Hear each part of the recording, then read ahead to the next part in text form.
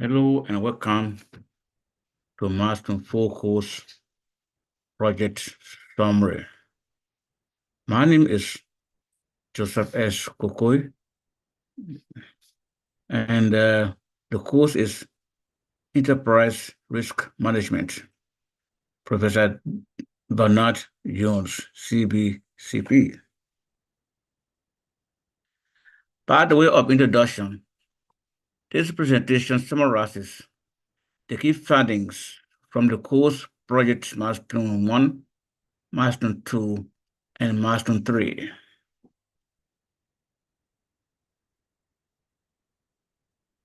Risk identified in the project milestone 1 register matrix, including the risk category, strategy or objective, and the impact or consequences on Wake Forest University if they ever happen as follows.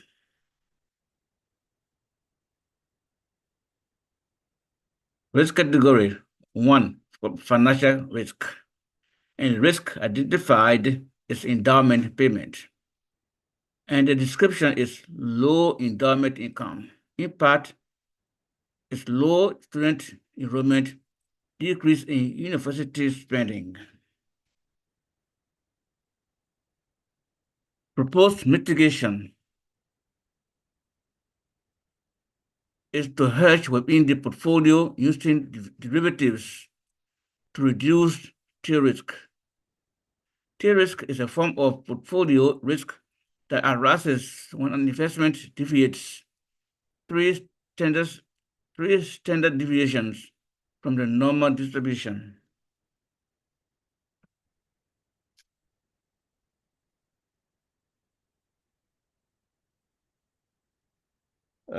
By the way, according to institutional investor, hedge provides invoice exposure. That is, if endowment declines in value, probably due to recession or economic collapse, as we experienced during the 2007-2008 economic or financial crisis, the hedge is designed to increase in value and offset potential losses in the endowment portfolio.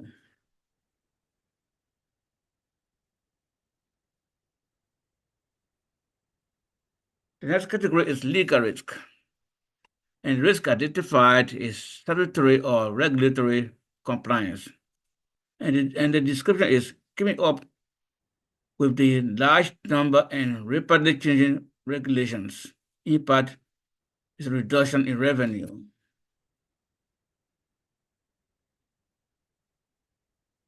According to university business, Nashville University spent $146 million in compliance costs in 2013 and 2014. The University of North Carolina, 17 campuses, spent 7%.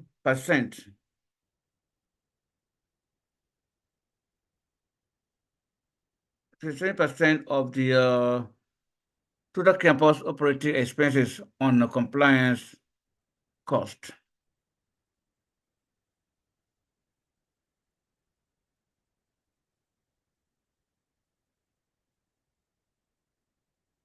Proposed mitigation, as always, you have to identify the risk,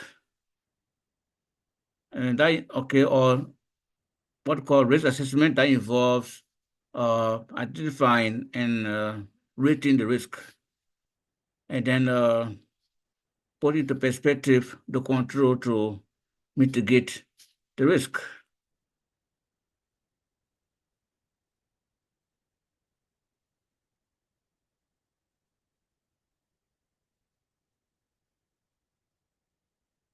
Category 3 is operational risk, and the risk identified is data security, and the description is data breach.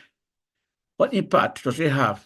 It has impact on operational and financial losses and reputational damage.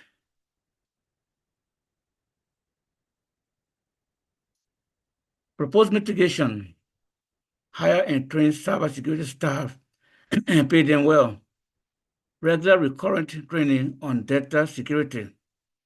Create to data governance and conduct third-party assessment, and finally strengthen the authentication process.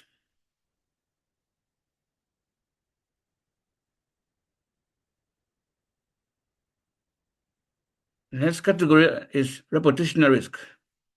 The risk identified is campus climate. The description is lack of diversity, inclusion, and equity. And the impact is damage to the university's reputation, lost student enrollment, and loss of tuition revenue. According to United Educator, 54% of institutions interviewed about reputation said they do not believe they can withstand a major reputational risk event.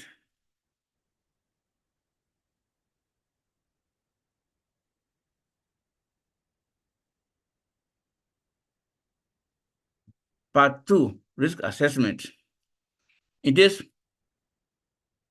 we were asked to find an event, a university event, and we will treat on the four categories of risk discussed. What effect would it have on this event?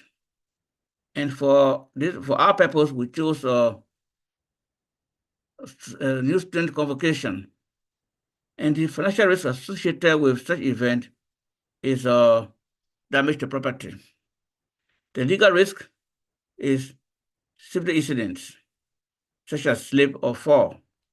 And the reputational risk associated with the event is the safety incident and the same as operational risk. Once there's safety incident, that affects operational and reputational risk.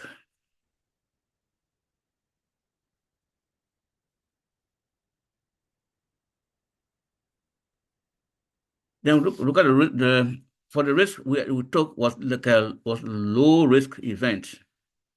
Say it's a low risk event, the likelihood of it happening is low and impact is low. As such, the risk level is L, which means low, LOW.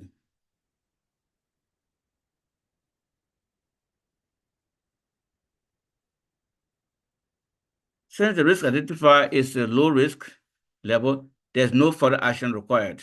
Therefore, the reversed risk level is the intersection of marginal and possible from the risk matrix. So what the reverse risk? So the reverse risk level is M.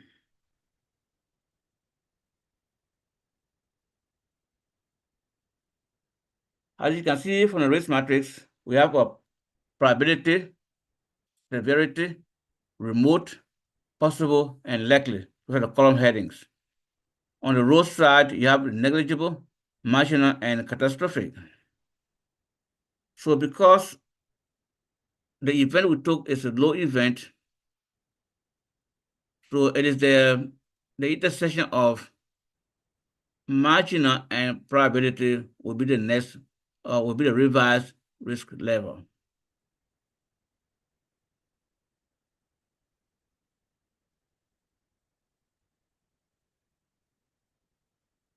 Part 3 is risk reporting, legal risk management framework.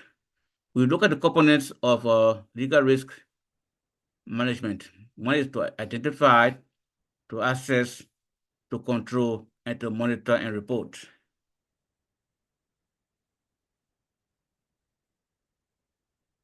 And for the reputational risk framework, we have different components. First, a proactive stance. And then once you take a proactive stance, you identified and manage the risk.